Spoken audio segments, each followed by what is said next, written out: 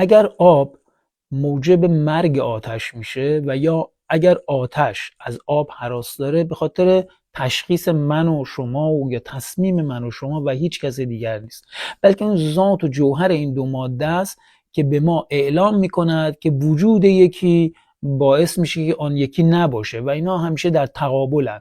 اگر یکی هست اون یکی نیست. به هر حال در تئوری‌های علوم انسانی هم همینطوریه. مثلا شما نگاه کنید، سوسیالیسم اگر جایی هست، یک جوهری، یک اصولی داره که سرمایه‌داری دشمنشه، نیاز به تشخیص من و شما نداره، اون سوسیالیسم خودش اعلام میکنه. یا در یک جایی که سرمایه‌داری وجود داره، این سرمایه‌داری خودش اعلام میکنه که سوسیالیسم یا چیزهای اشتراکی دشمن منن و اگر اون باشه من دیگر نخواهم بود.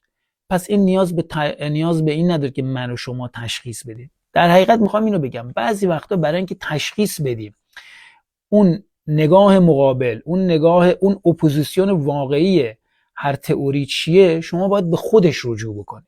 حالا جمهوری اسلامی به عنوان یک شر بنیادین، اون از چه چیزی هراس داره؟ اون از چه چیزی میترسه؟ آیا اون از چپ ها میترسه؟ از ملی مذهبی ها میترسه؟ از جمهوری خواه ها میترسه؟ از بعضی از نمیدونم ملیگراها میترسه؟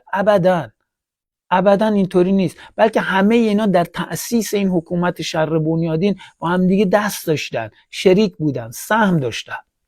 ولی کدام گفتمان، کدام رأی یافت، کدام نگاه هست که از رهبر جمهوری اسلامی بگیر تا تمام سطوح مختلف این حکومت مافیایی اعلام کردن، مستقیم غیر مستقیم، که از این نگاه هراس دارن، از این میترسن و اپوزیسیون واقعی اینه، غیر از گفتمان پهلویه. پس این تشخیصش با من و شما نیست، اون اعلام کرده که از چه میترسه و از چه میهراسه. اون اعلام کرده که اگر این گفتمان باشد او دیگر نیست. پس من و شما اگر ادعای براندازی داریم، من و شما فرد، پس باید بدونیم حول کدام محور باید متحد بشیم، چون اون خودش داره ترس خودش رو اعلام میکنه. اینکه بعضی از دوستان هنوز مرددن، این اسمش تردید نیست، این یک نوع تجاهله، یک نوع خودرو بازی دادنه، یک نوع اتلاف وقته و خیلی صمیمانه، یک نوع طرفداری از همون شر بنیادینه. خود شر داره میگه من از این گفتمان هراس دارم.